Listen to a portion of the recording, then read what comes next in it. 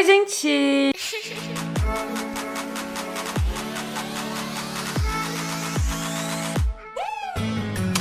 J'espère que vous allez bien. Aujourd'hui on se retrouve pour une nouvelle vidéo et on se retrouve pour une nouvelle JVDT. Et comme vous avez vu dans le titre, on va parler de Rihanna. Avant que la vidéo commence, n'oubliez pas de vous abonner pour la prochaine semaine de JVDT. Pour les 500 000 abonnés d'ailleurs, n'oubliez pas qu'il y a une semaine de JVDT qui a eu lieu en décembre. Donc il y a eu 8 vidéos d'affilée. Si vous ne l'avez pas vu, n'hésitez pas. Et on attaque.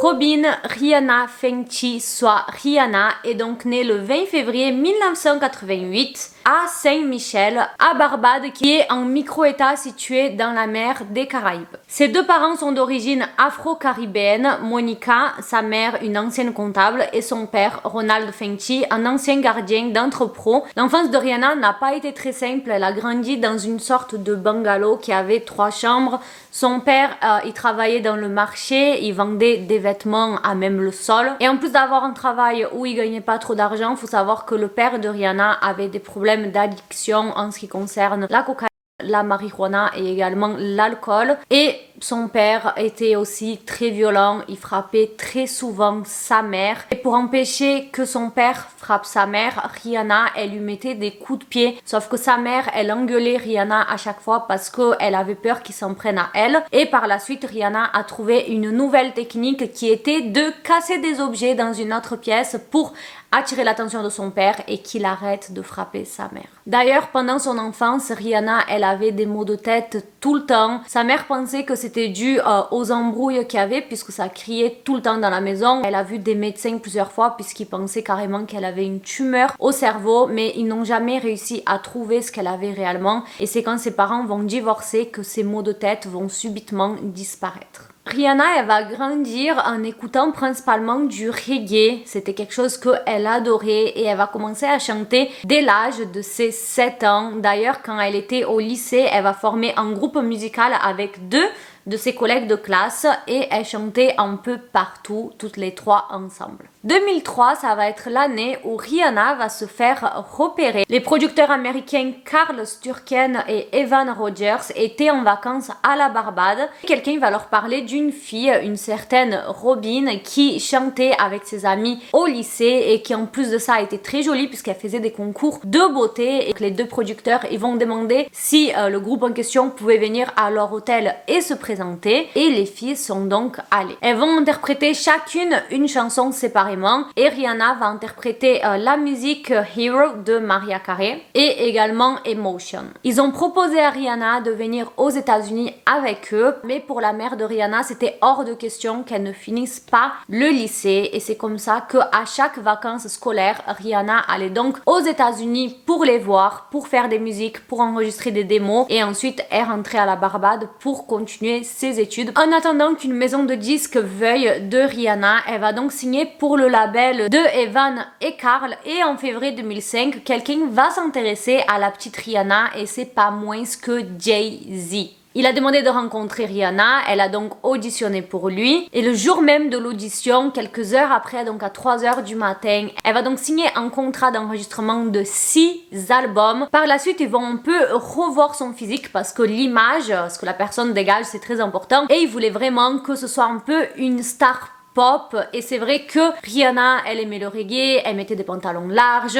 Ils lui ont donc fait le style bien années 2000 comme toutes les autres filles de l'époque, le pantalon large en jean, les t-shirts à paillettes bien girly. Et son premier album va donc sortir déjà en 2005, c'était un peu un mélange de R&B avec du reggae. Et quand j'ai regardé sa discographie, j'étais vraiment choquée parce qu'elle avait un sacré rythme jusqu'à 2012 puisqu'elle sortait presque un album par an. Donc en 2005, elle sort son premier album, comme je vous ai dit, qui était l'album Music of the Sun. Et également, cette même année, elle va faire sa première tournée. 2006, elle va sortir l'album A Girl Like Me avec les sons que vous connaissez, c'est sûr, SOS et Unfaithful. et cette même année, elle va sortir la tournée qui va avec. En 2007, elle sort l'album Good Girl Gone Bad et elle va aussi commencer la tournée qui va avec, qui va durer de 2007 jusqu'à 2009. Et d'ailleurs 2007, ça va être l'année où Rihanna et Chris Brown vont se mettre ensemble. Ils vont réussir à garder cette relation secrète alors que c'était vraiment les pop stars du moment. Et ils vont officialiser leur relation seulement en 2008. Et c'est vrai que tout allait bien entre eux, c'était vraiment un couple très très discret. Et c'est en 2009 qu'on va apprendre la toxicité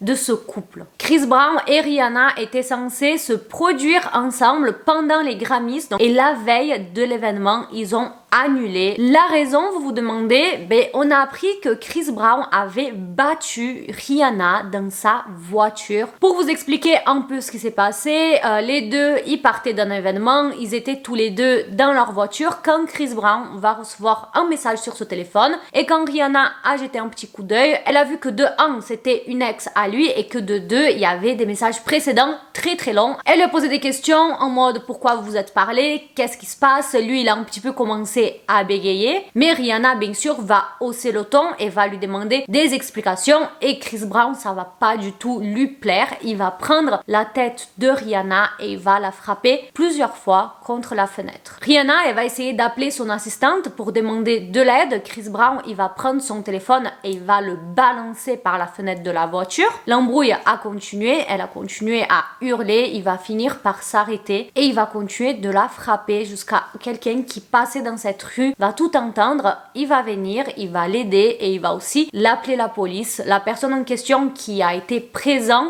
qui a vu tout ça, va dire que elle était fan de Rihanna et qu'elle ne l'a même pas reconnue tellement son visage était défiguré. Et c'est donc là que tout internet a compris pourquoi ils avaient donc annulé leur venue aux Grammys. Bien sûr, Chris Brown a été arrêté par la police pour coups et blessures. Il a été reconnu coupable des accusations et a été condamné à 5 ans de probation, ainsi que des travaux d'intérêt général et à des conseils en matière de violence domestique. Rihanna avait aussi demandé une mesure d'éloignement qui lui a été accordée. Les photos ont très vite tourné et les gens ont été encore plus choqués de voir à quel point c'était réellement violent, à savoir les photos qui ont fuité. Une a été fuitée par une policière qui a donc pris Rihanna en photo pour mettre dans le dossier. Elle a fait fuiter les photos et il y a également des infirmiers qui ont pris Rihanna en photo à son insu. Donc c'est là que tu vois que les gens ils sont vraiment pas humains de faire fuiter des photos comme ça. En 2009, Rihanna a parlé de sa relation avec Chris Brown pour une interview Vanity Fair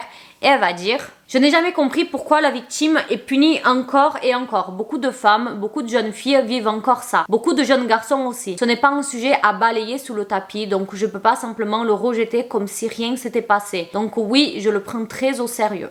Chris Brown va aussi donner sa version de l'histoire dans son documentaire en 2017. Ma confiance était totalement perdue avec elle. Elle m'a détestée après ça. J'ai tout essayé, mais elle s'en fichait. Elle ne m'a plus jamais fait confiance après ça. À partir de là, tout s'est dégradé parce qu'il y avait beaucoup trop de combats verbaux, des combats physiques également. Et ça, des deux côtés. Nous nous battions mutuellement. Elle me frappait, je la frappais et ça n'allait jamais. C'était n'importe quoi et on le savait. Le père Ariana va aller parler à la presse. Vous vous rappelez, son père qui battait sa mère et qui ensuite a disparu et qui était plus du tout présente dans la vie de Rihanna. Il va dire qu'il n'était pas du tout étonné puisque sa fille était très violente quand elle était petite. Rihanna va dire: mon père est allé voir la presse et leur a dit un tas de mensonges. Il ne m'avait jamais parlé après l'incident. Il ne m'a jamais appelé pour savoir comment j'allais, si j'étais en vie, absolument rien.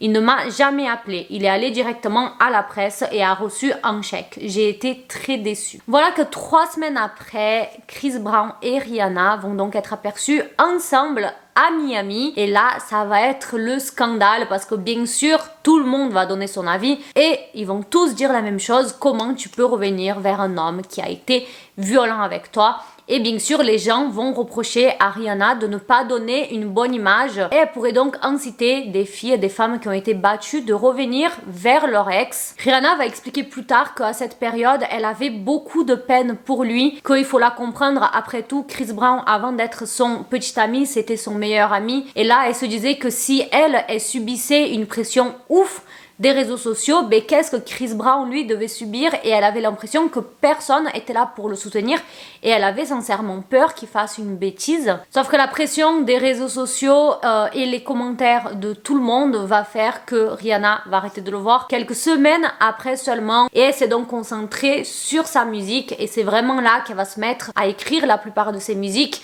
et écrire des choses beaucoup plus personnelles et de s'ouvrir. Et c'est donc comme ça que le prochain album, Rated R, est arrivé. Comme si l'année n'était pas assez compliquée pour Rihanna, voilà une nouvelle polémique qui va éclater, comme quoi qu'elle était presque en faillite. Alors celle-là, je m'attendais pas du tout. Elle avait commencé l'année avec 11 millions de dollars sur son compte, et il lui restait plus que 2 millions de dollars. Alors vous allez dire, 2 millions de dollars, t'es très loin d'être en faillite, mais il faut savoir qu'avec ce montant, Rihanna devait encore finir de payer sa tournée qui était en cours, ses employés, et qu'elle était clairement dans le rouge et qu'elle savait que ces 2 millions de dollars ne suffiraient pas pour finir l'année. Tout ça, on va apprendre quelques années après, on ne le sait pas sur le moment, quand Rihanna va soudainement porter plainte contre son comptable, le cabinet de comptable plus précisément. Rihanna, elle a assuré qu'elle avait eu le feu vert de ses comptables comme quoi qu'elle pouvait acheter une villa qui valait entre 7 et 7 millions et demi de dollars. Ils ont dit que c'était dans son budget, qu'elle pouvait le faire, mais faut savoir qu'elle a dû la revendre parce qu'elle a donc été dans le rouge et qu'elle a donc perdu plus de 2 millions de dollars juste avec la revente de cette maison. Elle va aussi indiquer dans sa plainte que la tournée mondiale Last Go on Earth, qui a duré de 2010 à 2011, a été déficitaire, c'est-à-dire qu'elle a perdu plus d'argent qu'elle a gagné. Elle a gagné aucun argent avec cette tournée. Et finalement, ses comptables, donc le cabinet de comptables, ont dû lui rembourser la somme de 10 millions de dollars. Revenons donc un tout petit peu en 2010, comme je vous ai dit, elle venait de commencer sa tournée Last Go on Earth, et elle avait aussi sorti son album où dedans il y avait un de ses premiers feats qui était avec Eminem, et c'était la musique Love the Way You Lie, qui va être quand même pas mal critiqué parce que dedans on parle de violence domestique, on parle de violence conjugale, et les gens vont critiquer qu'elle glamourise un peu tout ça. On avance à 2012 et elle va être présente pendant les MTV Music Awards, et elle va monter sur scène avec A$AP Rocky, et quand ils sont sur scène, A$AP Rocky va lui pincer les fesses.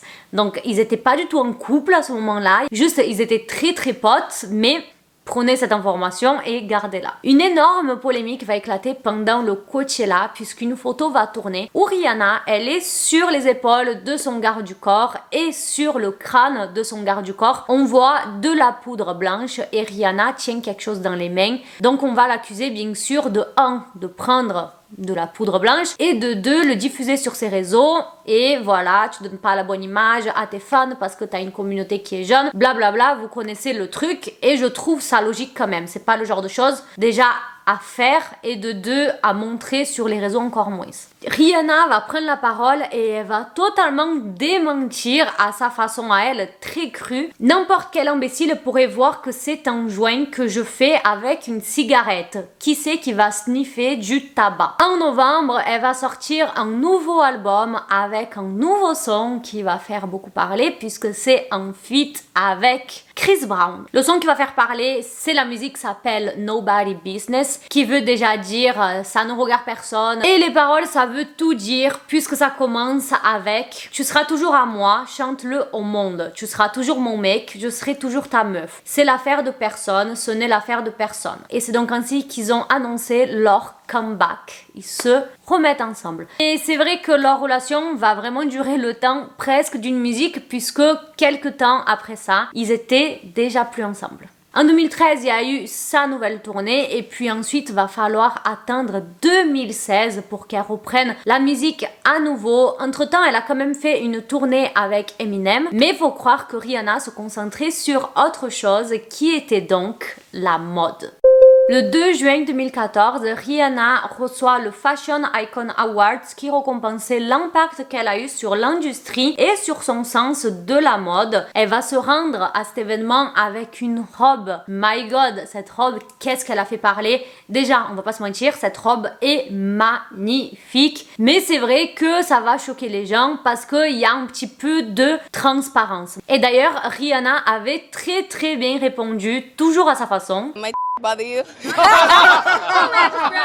Oh no! They're covered in Swarovski crystals, girl. Cette robe, pour vous dire, elle avait 230 000 cristaux dessus. Fin 2014, Rihanna va signer un contrat avec Puma et elle va sortir les fameuses baskets que tout le monde avait. Est-ce que vous l'avez eu? Parce que moi, je l'ai eu en noir. Franchement, je les adorais. Je les ai utilisées jusqu'à qu'elles soient trouées. Mi-2015, Rihanna va faire une collaboration, cette fois-ci avec la haute couture à Paris, puisque c'était en collaboration avec Dior. Rihanna va devenir la première ambassadrice noire chez Dior et l'année de 2016, elle va sortir sa collection de lunettes exclusivement chez Dior. Avant de parler de 2016, revenons en 2015 parce que la nuit du 7 au 8 octobre, elle va inviter des fans et des journalistes dans une galerie d'art proche de Los Angeles pour annoncer son nouveau album qui allait arriver. Et pendant cet événement, elle a montré la nouvelle pochette de son album Anti. L'année de 2015, Rihanna a été aperçue avec plusieurs garçons. Le premier a été Benzema. Alors j'ai appris ça, j'étais sous le choc, je savais pas, peut-être que je suis la seule au monde. Ils ont été photographiés ensemble en juin 2015 en tête à tête dans un restaurant. Par contre l'ambiance elle avait clairement pas l'air ouf. Et la chose un peu bizarre c'est que j'ai lu sur pas mal d'endroits que elle et Benzema ils vont rompre seulement en 2017. Mais j'ai aussi lu qu'en 2015 elle avait été aperçue avec un autre mec. Donc je ne sais pas si peut-être qu'ils étaient pas officiels avec Benzema, ils se voyaient que de temps en temps. Ou si je ne sais pas, franchement je ne sais pas quoi en penser. Mais en tout cas le prochain mec avec qui elle a été aperçue c'est donc avec Hamilton, le pilote de Formule 1. C'est un espion, oui un espion du magazine Page Six qui les a vus très très proches dans une boîte de nuit. Mais soi-disant leur aventure s'est terminée quelques mois après. Un mois plus tard, Rihanna a été aperçue plus proche que jamais de Travis Scott. TMZ, ils ont obtenu des images des deux en train de s'embrasser à une soirée pendant la Fashion Week de New York en septembre 2015. Ils ont gardé leur aventure très discrète et quand Travis Scott a été questionné sur cette pseudo-relation avec Rihanna, il a sorti une sorte de next. Il a pas du tout dit sur un ton méchant, sur un ton de plaisanterie, mais il s'est pas exprimé. Lorsqu'on lui a demandé de la décrire en quelques mots, il a dit que c'était quelqu'un de créative, inspirante et il a aussi dit le mot muse. Très mignon. En janvier 2016, ça va être le magazine Page Six à nouveau qui vont dire que Rihanna a été aperçue en train d'embrasser Leonardo DiCaprio. Rihanna, elle a vraiment pas le temps, elle s'amuse au moins dans sa vie, elle vit sa best life de célibataire. Ils ont été aperçus en train de s'embrasser dans une boîte de nuit à Paris, mais des sources proches des deux ont dit qu'ils étaient juste amis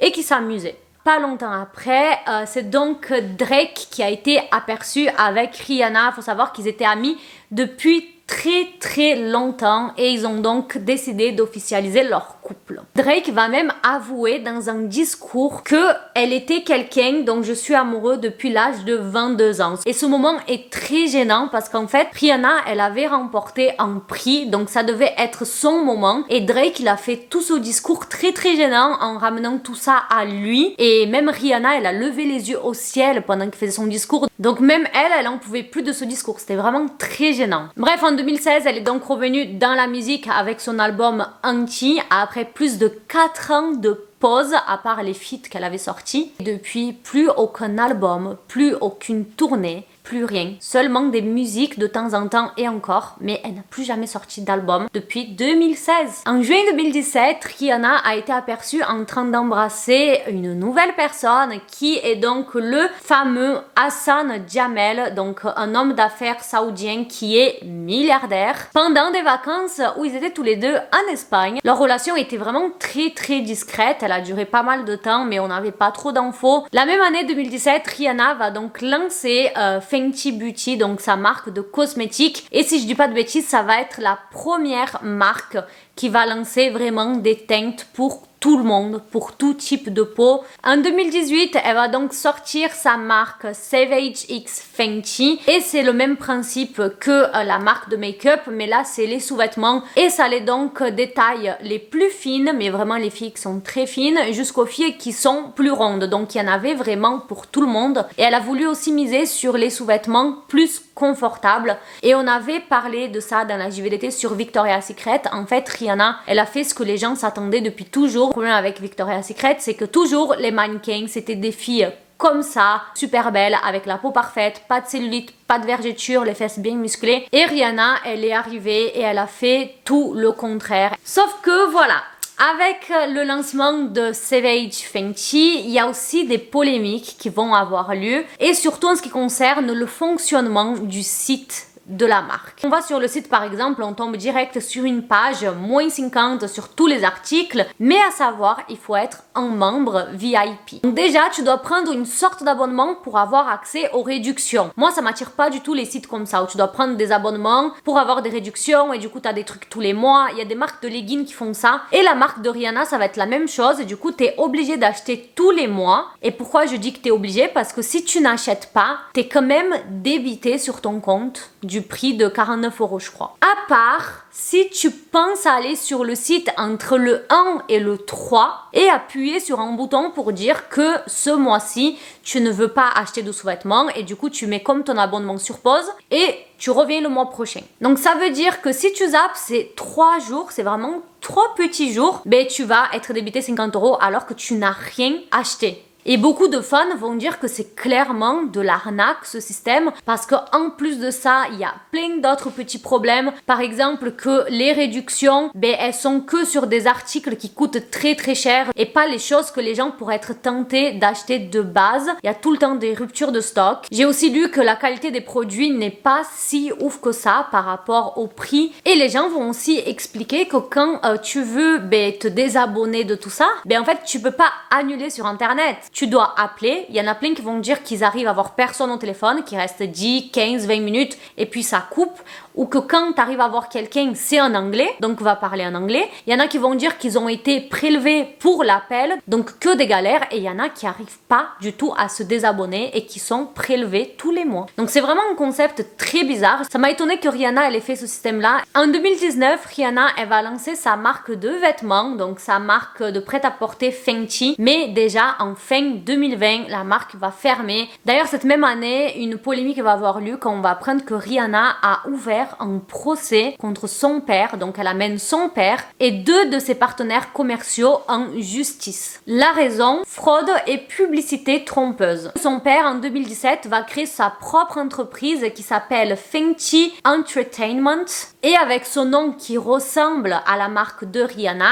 il essayait de faire plusieurs contrats avec des gens sans l'accord de Rihanna. Par exemple, il va essayer d'organiser une tournée sans en avoir parlé à Rihanna pour empocher l'argent. Une tournée de 15 spectacles en Amérique latine pour 15 millions de $. Il a essayé aussi de lancer une chaîne de boutiques et d'hôtels au nom de Fenty. Et les avocats, ils vont dire qu'ils l'ont averti à plusieurs reprises qu'ils ne pouvaient pas utiliser le nom de Rihanna ni la marque qui a été déposée. Mais ils ont continué de le faire et de prétendre qu'ils étaient affiliés avec Rihanna. Le procès devait avoir lieu en 2021 et 2 semaines avant le procès, Rihanna, elle a abandonné toutes les charges contre son père. Il s'était brièvement rapproché en 2019 puisque son père avait affirmé avoir suivi un programme pour être sobre et donc qu'il allait mieux. Et en avril 2020, son père, il a eu le Covid et il était très très mal. Rihanna va donc proposer de lui payer tous ses frais hospitaliers, tout ça. Et je suppose qu'à ce moment-là, ils ont dû se rapprocher et c'est pour ça que Rihanna a donc abandonné le procès et toutes les charges contre lui. D'ailleurs, je suis en train de vous parler de ce qui s'est passé en 2021, mais revenons en 2020 puisque Rihanna et Hassan vont donc rompre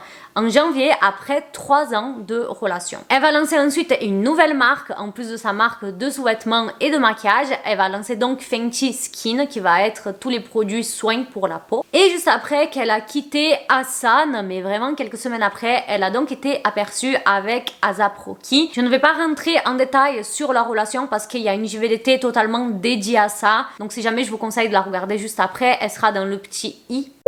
Où en est Rihanna, donc en 2022, le 13 mai 2022, elle a donné naissance à son premier fils, donc avec A$AP Rocky. Le 25 septembre 2022, elle a annoncé sur son Instagram qu'elle allait donc être sur scène pendant la mi-temps du Super Bowl, donc en février 2023. Donc elle revient enfin dans le domaine de la musique. Est-ce qu'elle va sortir une nouvelle musique ou pas? On ne sait pas, peut-être elle va arriver avec un nouveau son. En octobre, elle avait sorti une nouvelle musique, en tout cas pour le film Black Panther. Donc la musique Lift Me Up. Mais mis à part ça, rien de nouveau, ça reste une personne très discrète, comme je trouve, elle a toujours été dans ses relations. Pas d'album de prévu. En ce qui concerne argent, ben, elle est plus riche que jamais. Sur le classement de Forbes, elle a la 21e place, donc sur la liste des milliardaires en Amérique, avec une fortune estimée à 1,4 milliard de dollars. Voilà donc en ce qui concerne le parcours de Rihanna, j'espère que ça vous a plu. Dites-moi qu'est-ce que vous en pensez de cette JVDT. On se retrouve mercredi prochain pour une nouvelle vidéo, dimanche pour une nouvelle JVDT. N'oubliez pas de vous abonner, très important. Je fais plein de bisous, bisous, ciao.